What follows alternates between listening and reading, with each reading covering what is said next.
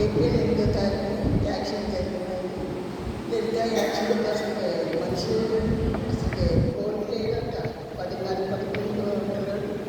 11:30 తీస్తే కట్టుబడులో కొట్టుకుంటాడంట. లోన లారీ వెళ్ళిపోయింది. లోన జంపల్లో పిల్లలు ఇలా చుట్టబెట్టి చక్రాలు ఎలా తిప్పాడు. మన తమ్ముడు కూడా అలా తిరిగాడంట. ఆయన జంపలు కూడా పిల్లలు కారు అంత కారిపోయి చాలా గొప్ప పిల్లలు నడిపిపోయినట్టు అయిపోయిందంట. అక్కడ పళ్ళు కొట్టులే కాదు, పూలు కొట్టులు కాదు, వీళ్ళందరూ కూడా ఇంకా సరిపోయాడని ఆపేసాడంట. ఆడు కూడా ఇగ్రేషన్కి వెళ్ళిపోయాడంట. వెళ్ళిపోయి కాడికి సరదాగా వెళ్ళిపోయి చెప్పలేదంట. ఈలోగా మరి మెదులుతున్నాడంట. పిల్లడు 11:30 మెదులుతున్నాడంట.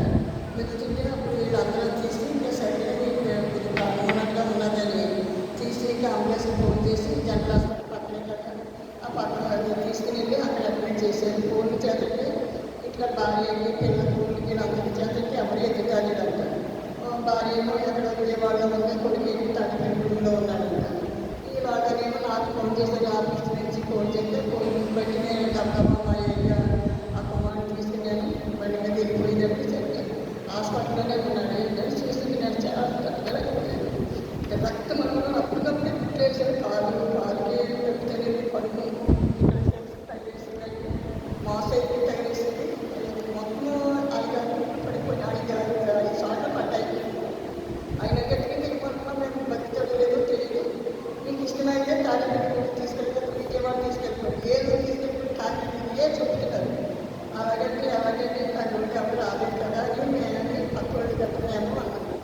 అంటే ఆడవాళ్ళు ఎవరు ఉన్నారు కదా, భార్య పిల్లలు ఉన్నారా అని అన్నారు. ఉన్నారండి అన్నారు. అయితే విజయవాడ ఇంకా స్టార్ట్ చేసుకోగలుగుతారు అలా ముందు ఏమవుతావు అన్నారు. నేను అక్కడండి అన్నాను.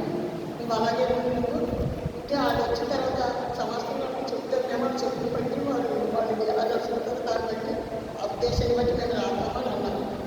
వచ్చారు భార్య దగ్గరికి కొట్టుకు వచ్చేది. వచ్చేది 6:30 వచ్చారు. పొద్దు నుంచి ఫోన్ చేస్తుంటే 6:30 వచ్చి వాళ్ళకి చెప్తుంటే అప్పుడు మీరు ఏమంటున్నారు, ఈ యాక్సిడెంట్లో మాకు ఇది అవ్వాలి, అసలు ఎక్కడ మాకు కావాలి, ఎవరు యాక్సిడెంట్ చేసి వెళ్ళిపోతే కావాలంటే ఇక్కడ చచ్చిపోతున్న మనిషిని అతగట్టుకుంటే అది కావాలని ఉద్దేశమ్మా నువ్వు భార్య వేయడానికి అని అది అన్నారనుకోండి. ఆ మాట్లాడుతుంది అన్న తర్వాత నేనేమన్నానంటే మాకు డబ్బు ముఖ్యం కాదండి సార్, మనిషి బ్రతకాలి, ఈ మనిషిని ఎక్కడైనా మేము తీసుకుని వెళ్ళాలంటాము అని అన్నాను. అమ్మ మరి అలా మాట్లాడతానంటే మీకు ఏ హాస్పిటల్ తీసుకుంటాను తీసుకెళ్ళిపోండి అని అన్నారు. అప్పుడు డాక్టర్ అందరూ ఫోన్ చేసి డాక్టర్ చేసి అక్కడ ఏ స్వామి గారని ఉన్నారు పెద్ద ఆఫీసర్ అయినా జనరల్ హాస్పిటల్ గారండి. ఆయన పట్టుకుని డాక్టర్ గారిని పట్టుకుంటే పరమ హాస్పిటల్కి జాయిన్ చేసి అసలు పరమ హాస్పిటల్లో ఇదేంటా ఆరోగ్యశ్రీ లేదంటే తీసేసారంట.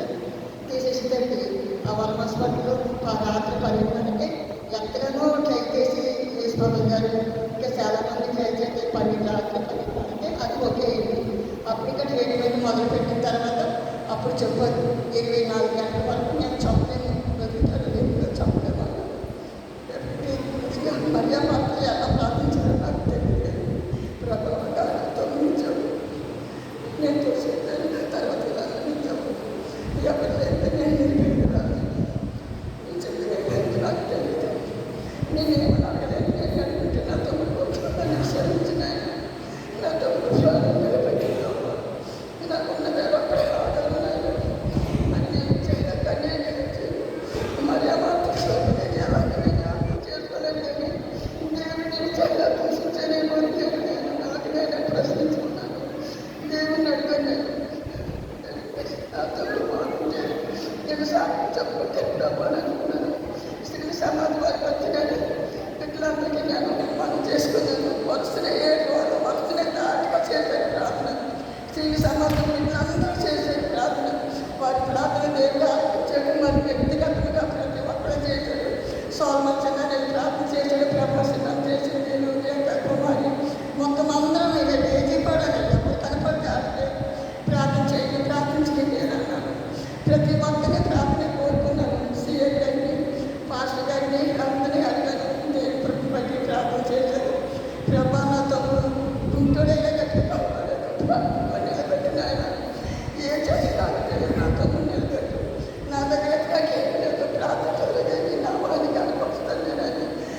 సాక్ష్యం చెప్పుకుంటూ